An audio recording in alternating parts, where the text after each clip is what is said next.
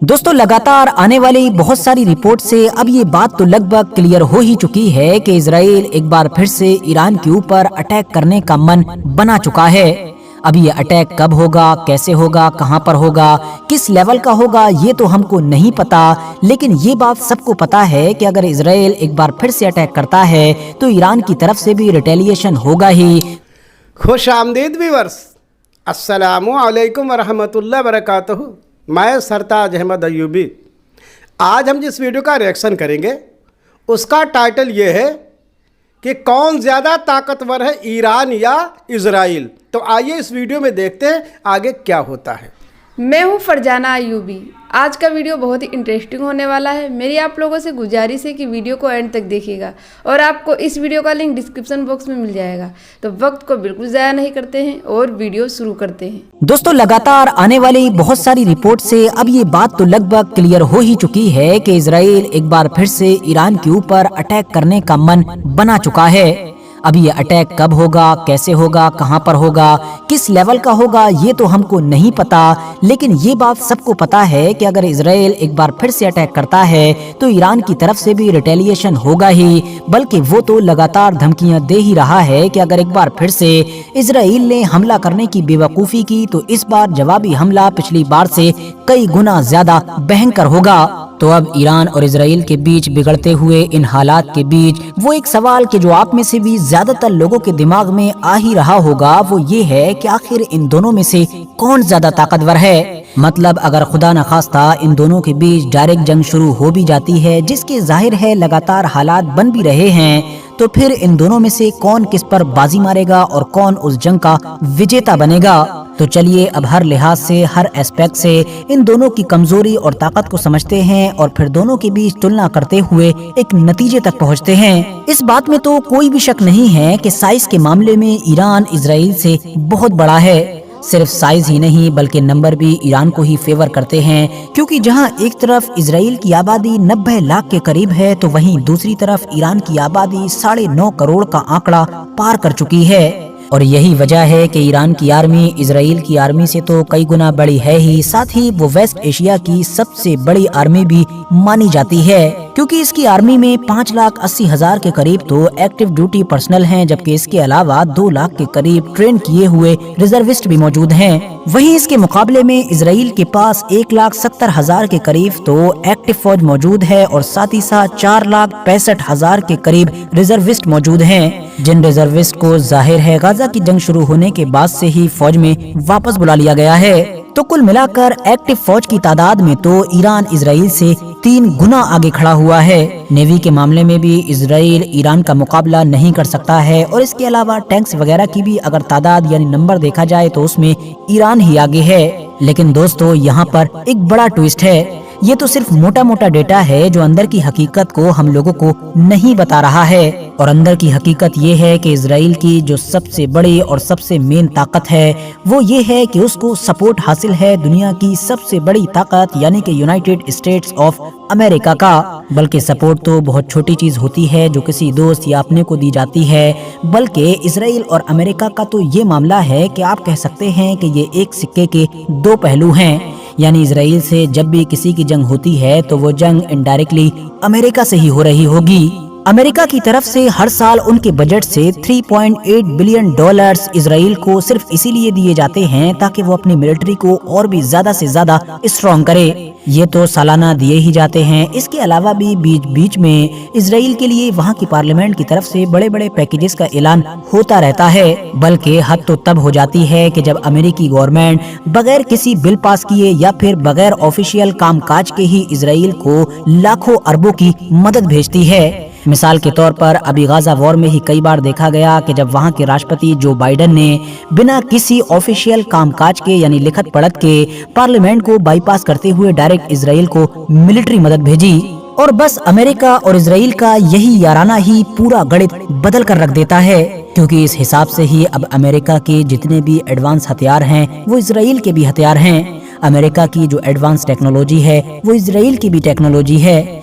Even जितने भी ऐसे खुफिया एजेंसी के एक्सपर्ट्स होते हैं या फिर मिलिट्री के एक्सपर्ट्स होते हैं जो सुपर पावर अमेरिका के लिए काम करते हैं, मगर जैसे ही इजराइल के ऊपर कोई छोटी सी भी मुसीबत आ जाती है वो फौरन इजराइल के लिए भागे चले आते हैं। और यही वो फैक्टर है कि जो इजराइल और ईरान के बीच में या फिर इजराइल और बाकी मिडिल ईस्ट की दूसरी आर्मीज के बीच में एक बड़ा डिफरेंस पैदा करता है। यही वजह है कि आप देखेंगे कि ईरान के पास इस वक्त जो टैंक्स या फिर इस तरह के आर्मी से रिलेटेड दूसरे व्हीकल्स मौजूद हैं वो नंबर में इजराइल से भले ही ज्यादा होंगे लेकिन टेक्निकली काफी पीछे होंगे, क्योंकि वो पुराने डिजाइन के होंगे और हो सकता है उनकी टेक्नोलॉजी भी पुरानी ही हो, मगर इजराइल के पास मौजूद ये सारी चीजें अमेरिका की एडवांस टेक्नोलॉजी से लैस मानी जाती हैं। बिल्कुल ऐसा ही कुछ मामला नेवी यानी कि जल सेना में भी देखने को मिलता है कि जहां पर नंबर के मामले में ईरान की नेवी इजराइल से बड़ी है, लेकिन इजराइल की नेवी के पास न सिर्फ अमेरिका और यूरोपियन ताकतों का एक्सेस हासिल है क्योंकि मेडिटेरियन सी में वो मौजूद है, बल्कि साथ ही साथ इजरायली नेवी के पास अमेरिका और यूरोप की एडवांस मिसाइल्स और वेसल्स भी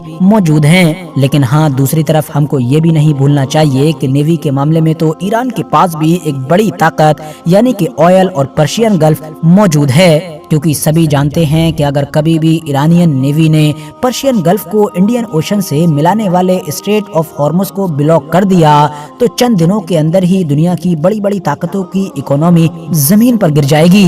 इसके बाद जब बारी आती है एयर पावर मतलब के वायु सेना की, तो नेवी और थल सेना से उलट यहाँ पर इजराइल का पल्ला ईरान के मुकाबले में भारी नजर आता है, क्योंकि ईरान के पास 612 के करीब फाइटर जेट्स मौजूद हैं जो ईरान के 551 से काफी ज्यादा हैं। और जाहिर है इजराइल के इन लड़ाकू विमानों में अमेरिका के F-15, F-16 और F-35 जैसे विमान शामिल हैं कि जो ईरान के लड़ाकू विमानों से काफी एडवांस हैं। यही वजह है कि इजराइल की इस ताकतवर वायुसेना का तोड़ ईरान ने अपनी मिसाइल टेक्नोलॉजी के जरिए से निकाला है, क्योंकि पिछले कुछ सालों में जितनी तेजी के साथ और जितनी होशियारी के साथ ईरान ने मिसाइल टेक्नोलॉजी में काम किया है उससे वाकई पूरी दुनिया हैरान हुई है और वो पूरे मिडिल ईस्ट में मिसाइल्स के मामले में सबसे बड़ी ताकत बनकर उभरा है। मिसाइल्स टेक्नोलॉजी के अलावा अब ईरान ड्रोन्स टेक्नोलॉजी में भी काफी माहिर हो चुका है और रशिया और यूक्रेन वॉर के बाद से तो उसके ड्रोन्स पूरी दुनिया में अपना लोहा भी मनवा चुके हैं। ईरान अपने ड्रोन्स को और स्पेशली उसका जो शाहिद ड्रोन है उसको अपना फख्र कहता है, यानी कि प्राउड कहता है। इसे नाम दिया जाता है AK-47 ऑफ तेहरान। वजह यही है कि ये न सिर्फ बहुत ज्यादा सस्ता बनता है बल्कि भरपूर खतरनाक भी होता है। इसके अलावा जिस तरह से इजराइल की सबसे अहम ताकत उसका साथी अमेरिका है, बिल्कुल इसी तरीके से ईरान की सबसे बड़ी ताकत उसके वो प्रॉक्सीज ग्रुप हैं कि जो मिडिल ईस्ट के अलग अलग इलाकों में एक्टिव हैं। मिसाल के तौर पर लेबनान में मौजूद हिजबुल्लाह, यमन में मौजूद हूतीज, गाजा में मौजूद हमास और सीरिया और इराक में मौजूद बाकी छोटे बड़े ग्रुप। हिजबुल्लाह के बारे में तो माना जाता है कि ये दुनिया का सबसे ताकतवर नॉन स्टेट एक्टर है। वहीं दूसरी तरफ यमन के जो हूतीज हैं उनके पास लॉन्ग रेंज मिसाइल्स तो हैं ही, मगर साथ ही साथ उनकी सबसे बड़ी ताकत है वो रेड सी, जिसके जरिए से वो अमेरिका या फिर बाकी यूरोपियन ताकतों को ब्लैकमेल कर सकते हैं, जो कि गाजा वॉर में काफी हद तक देखने को भी मिला था। इसके अलावा जब भी ईरान और इजराइल के बीच जंग होगी तो उसमें अगर अमेरिका और यूरोपियन ताकतें इजराइल का खुलकर साथ देंगी, जो जाहिर है देंगी ही, तो ऐसी सूरत में दूसरी तरफ से भी नॉर्थ कोरिया, चाइना और रशिया का एक ट्रायंगल बन जाएगा और स्पेशली रशिया ईरान को बैक करने के लिए आएगा, या ये कहिए कि उसको आना ही पड़ेगा। आखिर में इन दोनों ताकतों के बीच एक बड़ा फैक्टर परमाणु हथियारों को लेकर भी है, क्योंकि हम सभी जानते हैं कि भले ही इजराइल ने कभी भी खुद से परमाणु ताकत होने का इकरार नहीं किया है और न ही कभी उसको डिनाई किया है, लेकिन उसके पास परमाणु हथियार हैं जरूर। वहीं दूसरी तरफ ईरान को लेकर भी पिछले कुछ सालों से लगातार इस तरह की रिपोर्ट्स आती रहती हैं कि अगले कुछ हफ्तों में ईरान परमाणु ताकत बन जाएगा, अगले कुछ दिनों में बन जाएगा, अगले कुछ महीनों में बन जाएगा, लेकिन कभी भी उसने इस बात का ऐलान नहीं किया कि वो फाइनली परमाणु ताकत बन चुका है। इसीलिए बहुत सारे एक्सपर्ट्स ये दावा करते हैं कि अब इस बात में भी शक है कि वाकई ईरान परमाणु ताकत बनने के करीब पहुंच चुका है या फिर ऑलरेडी बन ही चुका है। बात अगर पावर इंडेक्स की कर लें, यानी कि उस लिस्ट की कि जो हमें हर साल दुनिया के सारे देशों की रैंकिंग दिखाती है कि कौन कितना ताकतवर है, तो उस लिस्ट में भी 2024 में ईरान जहां एक तरफ 14वें नंबर पर है तो वहीं इजराइल 17वें नंबर पर आता है।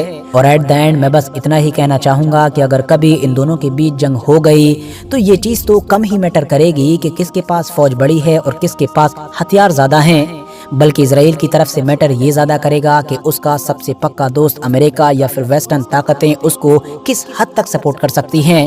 وہیں ایران کی طرف سے اس کے تیل کا خزانہ، اس کا پرشین گلف پر ایکسس، اس کی نیوی اور ساتھ ہی ساتھ اس کے پراکسیز زیادہ میٹر کریں گے، کیونکہ اپنے تیل کے ذریعے سے یا پھر پرشین گلف کے علاقے میں باقی جتنے مسلم دیشوں سے بھی تیل دنیا بھر میں سپلائی ہوتا ہے اس کو بلاک کر کے ایران بڑی آسانی کے ساتھ ہی امریکہ یا پھر باقی ویسٹرن طاقتوں کو جھکا سکتا ہے۔ آج کے اس ویڈیو میں یہ چیز دکھائی گئی اور بتائی گئی کہ کون ان میں سے زیادہ طاقتور ہے اور کون آبادی میں زیادہ ہے۔ تو یہ آنکڑے بتاتے ہیں کہ ایران جو ہے اسرائیل سے آبادی میں اور ہر طریقے سے زیادہ ہے، لیکن یہاں پر ایک بات ضروری ہے، کیونکہ جو ہے اسرائیل کی پوری سپورٹ جو ہے امریکہ کرتا ہے ہر طریقے سے۔ اس کے سہیوگی جو ہے یوروپین کنٹریز ہیں، اسرائیل کی بہت زیادہ مدد کرتے ہیں۔ تو اگر وہ لوگ مدد کرتے ہیں تو جو اس نے پراکسی گروپ بنا رکھے ہیں، جیسے ہوتو گروپ ہے، حزب اللہ گروپ ہے اور لبنان کے تمام سے گروپ ہیں، اس میں بھی ایران جو ہے اسرائیل پر ہمیشہ بھاری رہے گا۔ اب جو یدھ کا ماحول چل رہا ہے، اب اس یدھ میں کیا ہوتا ہے، کیونکہ جو پہلا ابھی اٹیک کیا ہے ایران نے، تو یہ سمجھ لو اسرائیل میں تباہی آ گئی ہے۔ اس میں بائیڈن نے اسرائیل سے کہا، نیتن یاہو سے کہا ہے کہ وہاں پر یدھ کرنے سے پہلے، ایران پر اٹیک کرنے سے پہلے مجھ سے فون کر لینا، ورنہ ایسی غلطی مت کرنا۔ ایران نے صاف بتا دیا ہے کہ ابھی تو میں نے تھوڑا ہی آپ پر اٹیک کیا ہے، اگر تم نے جوابی کارروائی کی تو اس سے 10 گنا بڑا میں تم پر حملہ کروں گا۔ تب آگے دیکھتے ہیں کیا ہوتا ہے، کیونکہ اس نے 48 گھنٹے کا الٹیمیٹم دیا تھا کہ ہم ہر طریقے سے حملہ کریں گے۔ آئی ہوپ آپ کو یہ ویڈیو اچھی لگی ہو۔ ویڈیو کو لائک کریں، شیئر کریں، کمنٹ کریں۔ اگر آپ ہمارے چینل پر نئے ہیں تو ہمارے چینل کو ضرور سبسکرائب کریں۔ تب تک کے لیے اللہ حافظ۔